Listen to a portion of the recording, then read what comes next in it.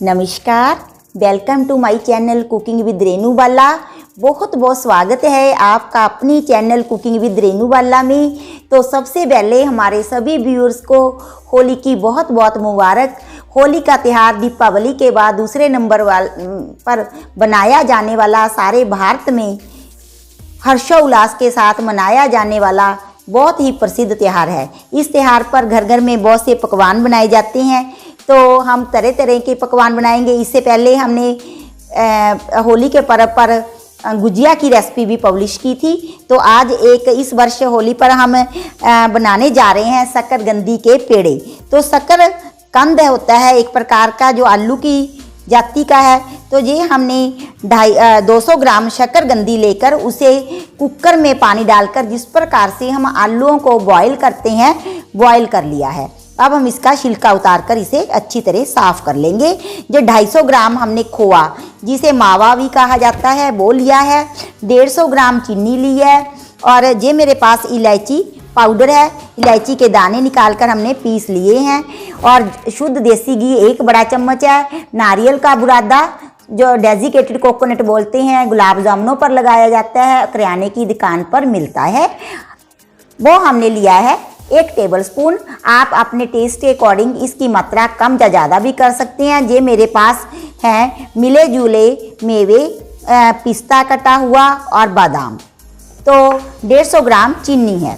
तो अब सबसे पहले हम क्या करेंगे, जो शकरकंदी है उबली हुई, उसका छिलका उतार देंगे। क्योंकि इस होली के सीज़न पर शकरकंदी भी उपलब्ध रहती है।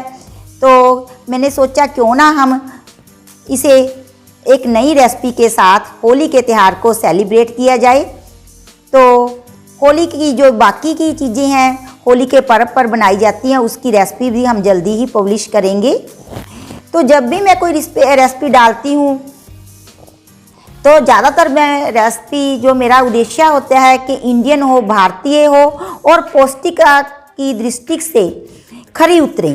तो इसके पहले हमने जो भी रेसिपीज़ डाली हैं, मैंने एक स्पारिक पाक की रेसिपी आयुर्वेदिक दृष्टि से पब्लिश की है। तो जो भी मैं रेसिपी डालती हूँ उसके एक बार इंग्रेडिएंट आप डिस्क्रिप्शन बॉक्स में भी चेक कर लीजिए। कई बार क्या होता है कि बोलते समय कोई ना कोई चीज़ स्किप हो जाती है। जैसे स्पारिक पाक में 2 चीज़ों की नहीं बोल पाई, वो डिस्क्रिप्शन बॉक्स में थी, जैसे काली मिर्च और दालचीनी। तो कई बार जब बहुत से इंग्रेडिएंट होते हैं तो कुछ ना कुछ स्किप भी हो जाता है बोलते वक्त।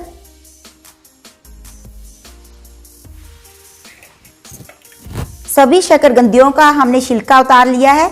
अब आप हाथ से इसे अच्छी तरह मैश कर लें, क्योंकि मैंने बॉईल ही ज़्यादा मात्रा तक कर ली थी। और एक पॉइंट मैं आपको बता दूं जो आपने नोट करना है, शकरकंदियों को उबालने के बाद ताकि उसमें पानी सूख जाए, आप कुकर में से उसे निकालकर थोड़ा टाइम रख दीजिए ताकि ऊपर से सूखी सूखी हो जाए।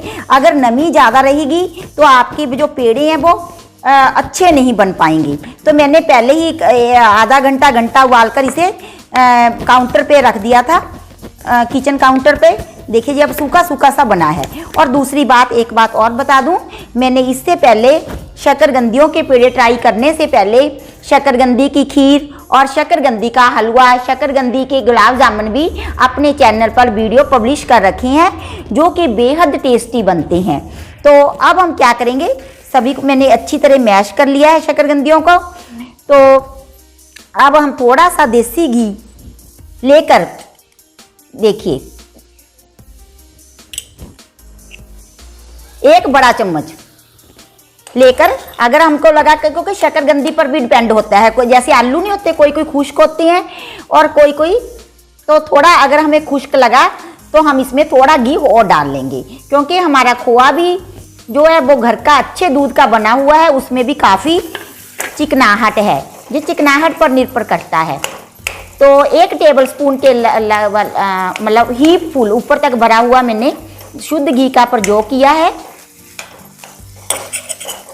ये वाले जो पेड़े हैं आप जैसे आगे नवरात्रि आ रही हैं उसमें भी खा सकती हैं।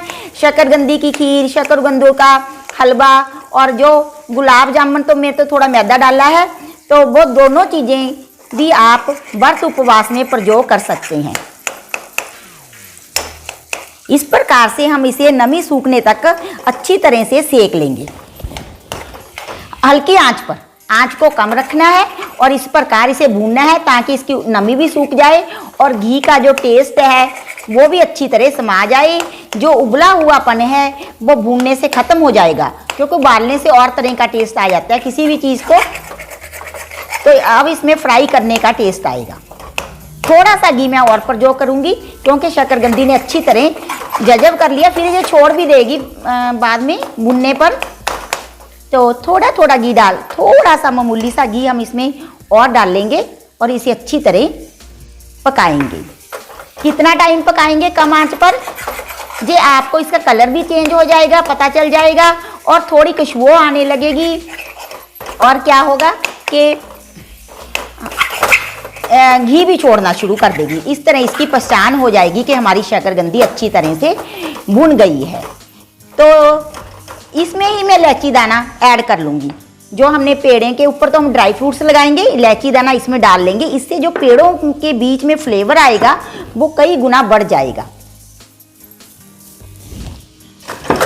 घी के साथ जब भुन जाएगा ना, तो बस इस प्रकार से हमें अच्छी तरह इसे भूनना है।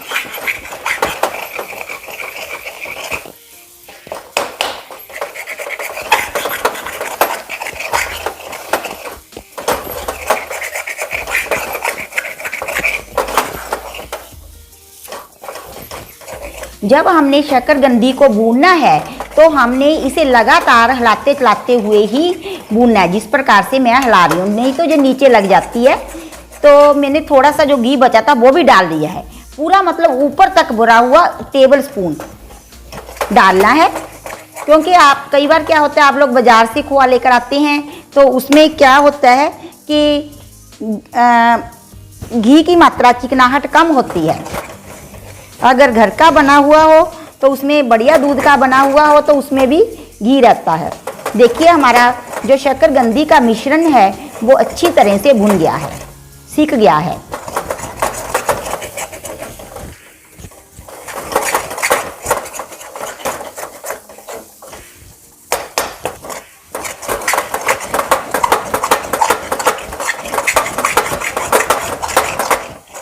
अब हम इसे एक बाउल में निकाल लेंगे और इसे ठंडा होने देंगे। 5-7 मिनट लग जाते हैं, ज़्यादा भी लग सकते हैं अगर आपका मटेरियल ज़्यादा के आप बना रहे हैं तो। इस प्रकार से हम इसे अब ठंडा होने देंगे। भूनने से एक तो इसका फ्लेवर आ जाता है, देसी घी वगैरह डाला है।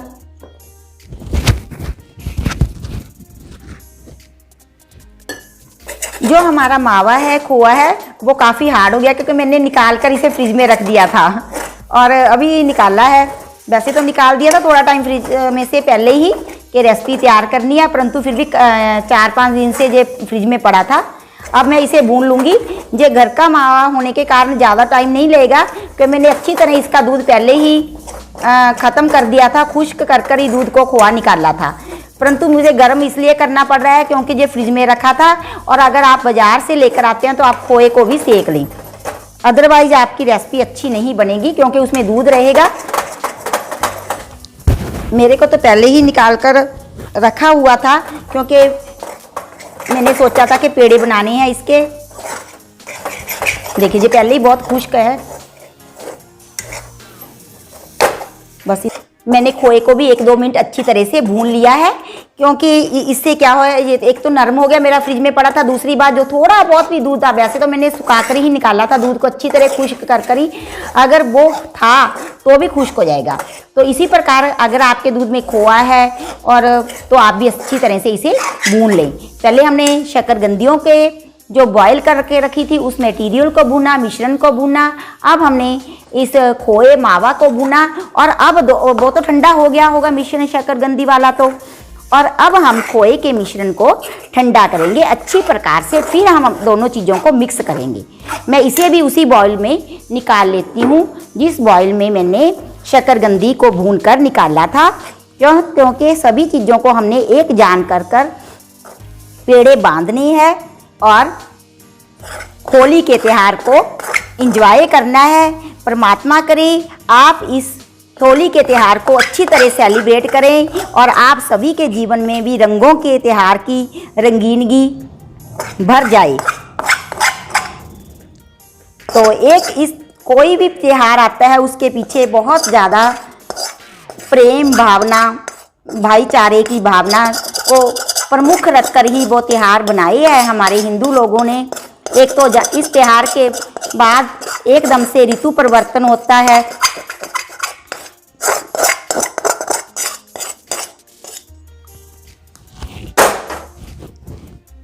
तो अब हम इसे ठंडा करेंगे, फिर इसमें बाकी की चीज़ें ऐड करेंगे। अगर हम गरम गरम में अपनी जो शक्कर है, पीसी हुई चीनी है, ऐड करते हैं तो उससे क्या होता है, वो मेल्ट हो जाती है और हमारे जो पेड़े हैं वो ढीले बनेंगे। ये है कोकोनट पाउडर, इसे भी हम ऐड कर देंगे। अगर आपको फ्लेवर पसंद है तो आप कोकोनट ऐड करिए, अगर नहीं है तो ना कीजिए। हम लोगों को पसंद है और इससे टेस्ट कई गुना बढ़ जाता है पेड़ों का। अभी ये बहुत गर्म है, जब ठंडा हो जाएगा तब हम इसमें चीनी ऐड करेंगे। गरम में कभी भी शक्कर को ऐड नहीं करना चाहिए, उससे वो मेल्ट हो जाती है। सभी चीज़ों को हमने अच्छी प्रकार से मिक्स कर लेना है, खोआ और भुने हुए शक्करकंद को अब, और इसे पूरी तरह से ठंडा कर लेना है। और मैंने 1 चम्मच और मिला लिया था इसमें डेजिकेटेड कोकोनट, क्योंकि उससे एक तो हाँ एक बात बता दूँ, अगर आपका थोड़ा लूज़ लगे, घी ज़्यादा है खोए में भी, मान लो कि घी जब आपने भूना तो उसमें से घी ज़्यादा निकल गया, अच्छे प्रकार का दूध से आपने खोआ तैयार किया था तो उसमें ऑलरेडी अंडरस्टूड है कि घी ज़्यादा रहेगा, चिकनाइट ज़्यादा रहेगी। और दूसरी बात, आपने शकरकंदी में भी घी डालकर भून लिया और आपको लगा कि क्या है ये ज़्यादा लूज है, तो आप उसमें कोकोनट की मात्रा बढ़ा सकते हैं। अब हम इसमें मिलाएंगे पीसी हुई शक्कर, चीनी, जो मैंने पीस कर मिक्सी के कंटेनर में पाउडर बना लिया है। आप चाहें तो इसमें देसी खांड या बूरा भी ऐड कर सकते हैं, अगर आपको उस दोनों चीज़ों में से कोई भी टेस्ट पसंद है। अब इसे हम अच्छी तरह से हाथों की हेल्प से मिक्स करेंगे। सभी चीज़ों को हमने अच्छी प्रकार से मिक्स कर लिया है। अगर आपको मैं 2 प्रकार से पेड़े बनाने सिखाऊंगी। ये मेरे पास डेजिकेटेड कोकोनट है जो हमने थोड़ा सा बीच में ऐड किया था, मैंने तो थोड़ा सा और भी मिला लिया है, हमारे घर में वो पसंद किया जाता है। आप इसे ऐसे लपेट कर भी पाउडर में भी लपेट कर बना सकते हैं। तो इसके ऊपर फिर आप पिस्ते की कतरन, बादाम की कतरन इस प्रकार से लगा सकते हैं। और मैं एक बच्चों के लिए आपको विशेष तौर से बताऊंगी, आजकल के बच्चों को बहुत पसंद है, तो सिंपल भी बना सकते हैं। इस प्रकार से आप गोल गोल पेड़े बनाएं और अंगूठे से इसमें खड्डा कीजिए। तो बच्चों को जैसे चॉकलेट चिप्स पसंद होते हैं तो इस प्रकार से आप चॉकलेट चिप्स भी लगा सकते हैं। तो 2 तरह से आप बना सकते हैं। जो चेरी रहती हैं, टूटी फ्रूटी, वो भी लगा सकते हैं और त्यौहार को ज़्यादा कलरफुल बना सकते हैं। तो एक मैंने वो उसमें लपेट कर बना दिया। अब मैं एक टूटी फ्रूटी कलरफुल है उसके साथ बनाकर दिखाऊंगी, ताकि रंगों का त्यौहार है, हमारे पेड़े भी रंगदार हों तो ज़्यादा अच्छे लगेंगे। हम आपको तरह तरह के पेड़े बना के दिखाएंगे, क्योंकि त्यौहार है रंगों का, प्रेम का, गुलाल का और होली का। तो बच्चों को तरह तरह की चीज़ें बहुत पसंद होती है कलरफुल। तो मेरे पास ये टूटी फ्रूटी है, ग्रीन, पीली, येलो और ये रेड। तो ये भी आप लगाकर इस प्रकार से तरह तरह के पेड़े बच्चों को प्रस्तुत कर सकते हैं, होली के त्यौहार को कलरफुल बना सकते हैं। तो इस प्रकार से हम सभी पेड़े अपने बना लेंगे तरह तरह के, और होली के त्यौहार को और भी रंगों के साथ साथ मिठास से भर देंगे। जब भी आप खाना बनाएं तो एक सबसे ज़रूरी इंग्रेडिएंट है प्यार, भावना। तो होली का त्यौहार है, इसको और रंगीन बनाते हुए, कलरफुल बनाते हुए, और इसमें हम चॉकलेट चिप्स भी लगा देंगे, हमारे बादाम भी लगा देंगे।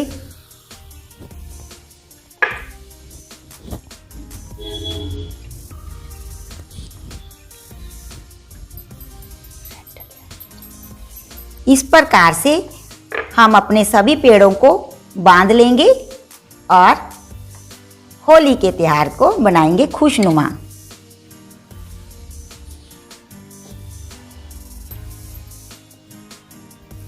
छोटे बड़े जैसे भी आपके परिवार में पसंद किए जाते हैं पेड़े, उस प्रकार से आप सभी पेड़ों को बांध लीजिए। इसमें रोल करते जाइए।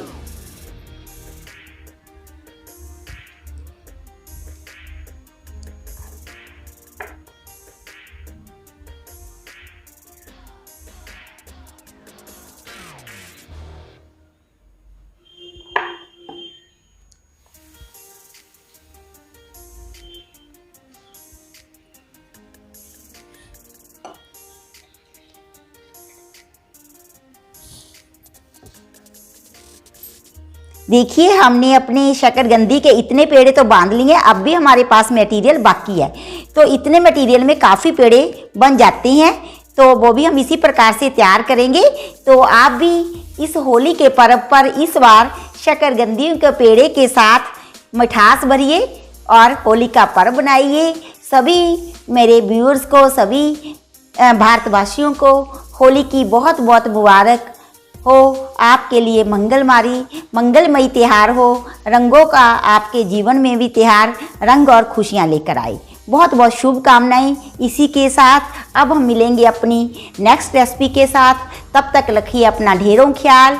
खुश रहें, स्वस्थ रहें, सुखी रहें। और सुखी स्वस्थ रहने का एक ही मूल मंत्र है, पेड़ पौधे लगाइए और पानी को जरूर बचाइए। इस पर्व पर आप एक एक पौधा जरूर लगाइए, क्योंकि बाहर का सीजन है और आने वाली ग्रीष्म ऋतु में, गर्मी में हमें वो पेड़ पौधे बड़े होकर छाया और शीतलता प्रदान कर सके। बहुत बहुत शुक्रिया, धन्यवाद।